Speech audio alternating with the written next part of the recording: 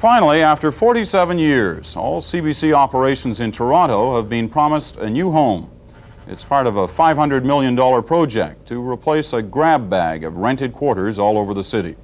Michael McIver reports. Toronto's the main production center for CBC English language broadcasting, and the corporation says the current facilities are a bad joke in economic terms.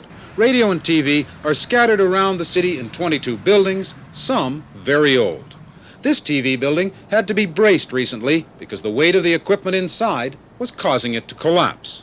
And much of that equipment is long past retirement age. The CBC says the most efficient thing to do is to scrap just about everything and start over. Ottawa and the CBC will pay for the new hardware. The complex itself will be constructed here, next to the new Roy Thomson Concert Hall, in an area Toronto politicians hope will become the cultural center of English Canada. It will be built on CBC land by a private developer without taxpayer money.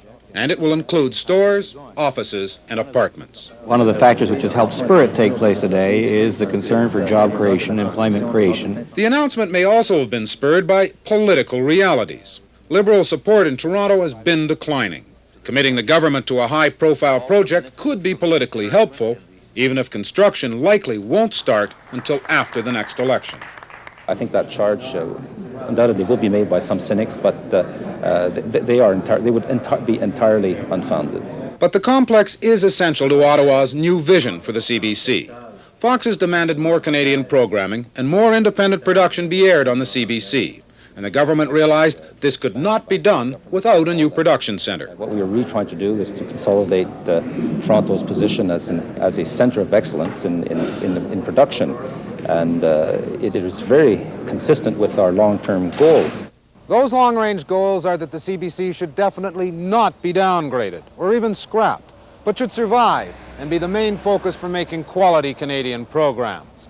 But it'll be 1989 at least before the new broadcast center is finished. And until then, the CBC is going to have to keep making its shows out of such places as this converted Victorian girls' school. Michael McIver, CBC News, Toronto.